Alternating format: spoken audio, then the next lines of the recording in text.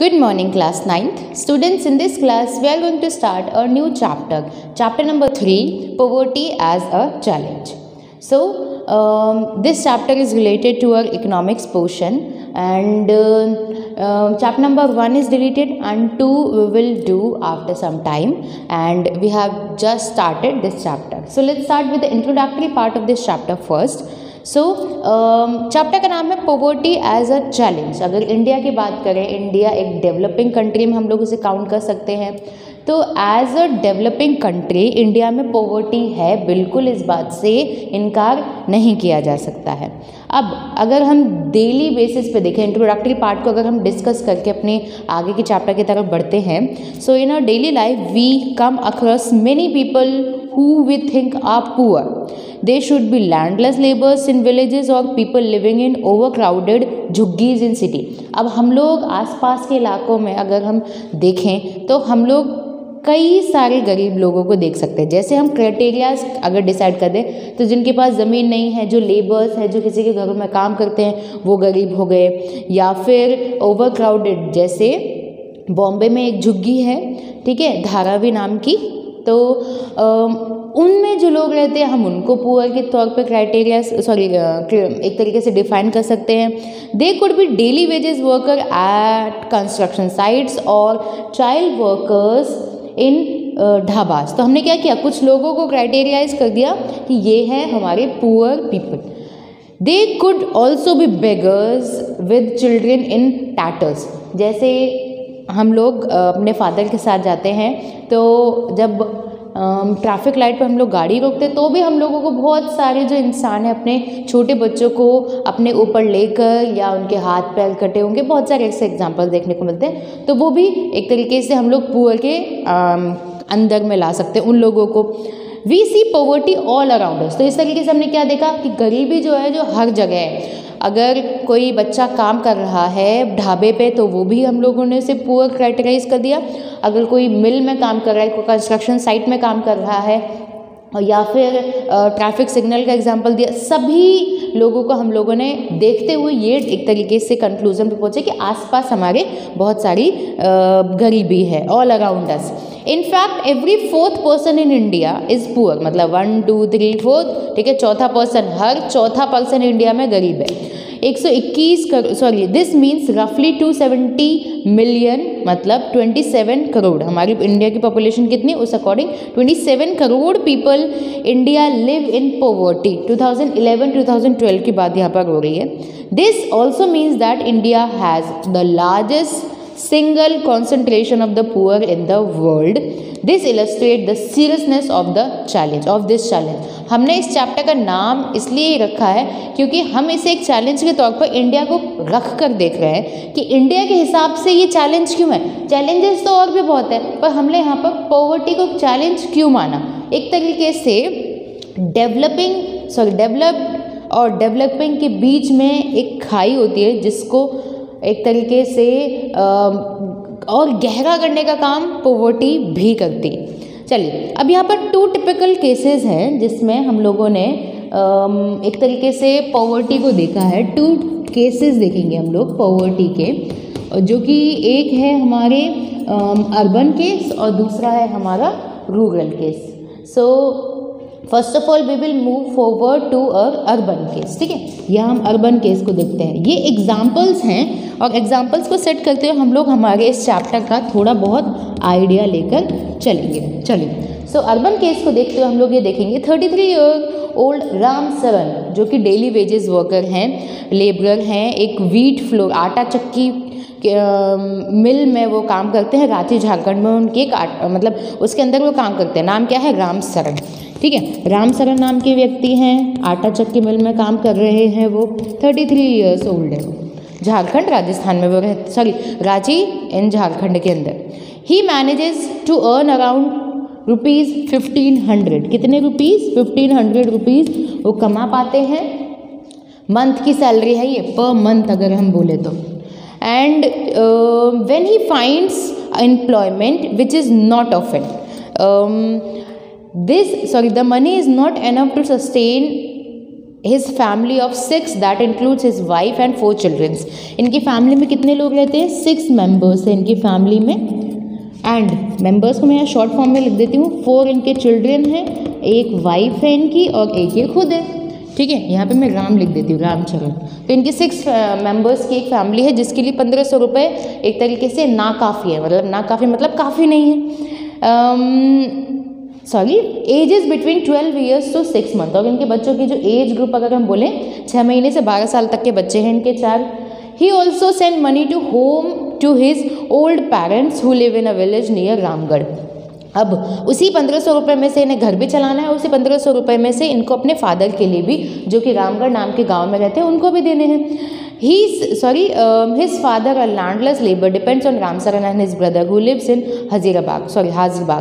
सो एक तरीके से जो उनके फादर हैं वो लैंडलेस लेबर है, मतलब उनके पास ज़मीन नहीं है, वो काम करते हैं। और वो दोनों बेटों पे, मतलब एक तो रामचरण पे रामसरन और उनके भाइयों पे एक तरीके से डिपेंडेंट है अपना जीवन यापन करने के लिए। रामसरन एक रूम के 1 रेंटेड हाउस के अंदर रहता है जो कि एक क्राउडेड बस्ती है, ठीक है, और शहर से थोड़ा बाहरी इलाके में है, झुग्गी झोपड़ी हम जैसे बोल सकते हैं। एंड ये टेम्पररी घर बनाया है जो कि ईंटों से, पत्थरों से, क्ले से बना हुआ है। उनकी जो वाइफ है संता देवी, ये भी पार्ट टाइम जॉब करती हैं, मेड की जॉब करती हैं। एंड उन्हें कितने रुपए मिलते हैं? उनकी वाइफ को मिलते हैं यहाँ पर 800 रुपीज़। ठीक है, एक्स्ट्रा कमाने के लिए रामसरन की एक तरीके से हेल्प करने के लिए उनकी वाइफ भी जॉब करती है। अब they manage a meal of dal and rice twice a day, मतलब 2 दिन में 2 बार वो दाल और राइस करके एक तरीके से जुगाड़ कर लेते हैं अपने खाने का। अब उनका जो बड़ा बेटा है उनको भी काम पे भेजा जाता है, एक टी शॉप में वो भी काम करते हैं। एंड वो भी अराउंड 300 रुपीज़ वो भी कमा लाते हैं। ठीक है, एल्डर सन को हम यहाँ पर 300 रुपीज़ के तौर पर देख लेंगे। चलिए, अब हमने while his 10 years old daughter takes care of younger siblings. 4 बच्चे थे, जो बड़ा बच्चा है वो पैसे कमा रहा है और जो उनकी सिस्टर्स हैं वो उनके और छोटे भाइयों का ध्यान रख रही हैं घर के अंदर। None of the children go to school. अब हमने देखा इतने तो पैसे हैं इन लोगों के पास, इनमें से कोई भी बच्चे स्कूल नहीं जा पाते क्योंकि इनका जीवन यापन ही मुश्किल से नहीं हो पा रहा था स्कूल जाने की। स्कूल हम तब सोच सकते हैं जब हमारे मदर फादर एक तरीके से केपेबल हो। यहाँ तो जीवन जीना मुश्किल है तो स्कूल की बात थोड़ा दूर रखती जाती है। चलिए, they have 2 pairs of hand me down clothes each new one. मतलब यहाँ पर हम ऐसे बोलेंगे कि 2 जोड़ी कपड़े हो गए। जो बड़े भाई हैं उनके कपड़े अगर छोटे हो जाते तो वो छोटों को मिलते जाते, छोटों को मिलते जाते, मतलब नए कपड़े इनके पास है नहीं। तो इस तरीके से हमने क्या देखा कि हेल्थ केयर फैसिलिटीज़ भी नहीं है उनके पास। और उनके जो छोटे भाई बहन हैं वो अंडर नरिश्ड है, मतलब एक तरीके से कुपोषण के शिकार भी हम बोल सकते हैं, उन्हें उचित तरीके से पोषण नहीं मिला। ये तो बात हो गई अर्बन वाले केस की। उसके बाद अगर हम रूरल की तरफ आते हैं तो रूरल में हम लोग लाखा सिंह का एग्जाम्पल देखेंगे। लाखा सिंह, यहाँ हमने किसका देखा एग्जाम्पल? रामसरन का। हम यहाँ पर लाखा सिंह का एग्जाम्पल देख रहे हैं। Lakha Singh belongs to a small village near Meerut, Uttar Pradesh में उनका गांव है। His family doesn't own any land so they do odd jobs for the big farmers. कोई ज़मीन नहीं है तो वो जो बड़े फार्मर्स हैं उनके अंडर ही काम करेंगे। And work is erratic and so is income. At times they get paid ₹50 for hard days work, but often it is in kind, like a few kilograms of wheat or dal or even vegetables for toiling in the farm throughout the day। मतलब काम जितना, मजदूरी जितनी भी आपकी कड़क है उस हिसाब से आपको पैसे नहीं मिलते थे।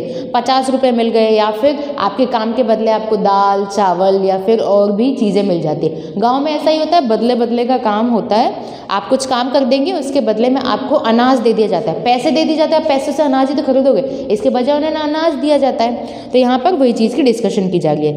द फैमिली ऑफ 8, यहाँ कितने मेंबर्स थे? 6 मेंबर्स थे, वहाँ 8 मेंबर्स हैं। 8 मेंबर्स मैनेज नहीं कर पा रहे थे, can not always manage 2 square meal a day. 8 members की फैमिली है, कैसे इतने से रुपये और इतने से अनाज में काम चला सकती है।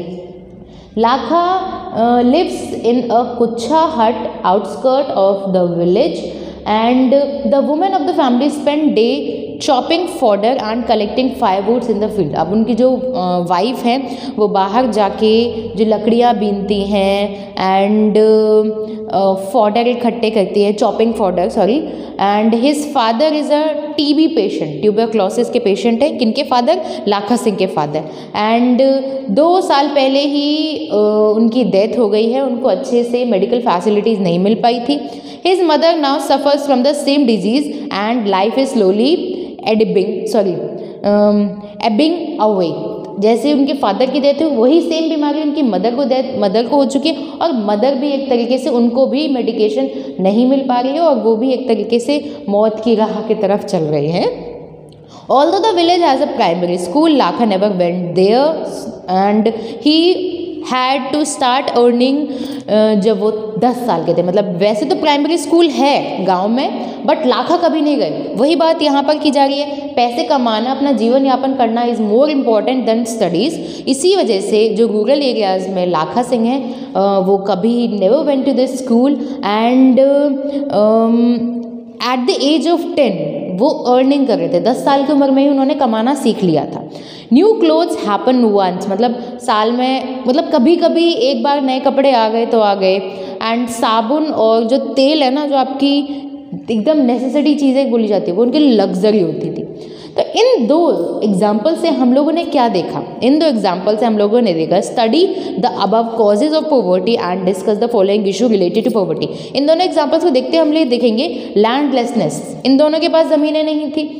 दूसरा अनएम्प्लॉयमेंट एक तरीके से हम लोग ऐसे बोल सकते हैं कि दोनों किसी के यहाँ काम कर रहे थे। अगर ये पढ़े लिखे होते तो एक तरीके से, क्योंकि ये गरीब थे, एग्जाम्पल हम यहाँ से लेते, शुरुआत से लेते, क्योंकि ये गरीब थे इसलिए इनकी पढ़ाई नहीं हुई। तो अगर ये पढ़ते तो इन्हें एम्प्लॉयमेंट के और बेहतर तरीके मिल सकते थे जिनसे इनकी कंडीशन एक तरीके से सुधर सकती थी।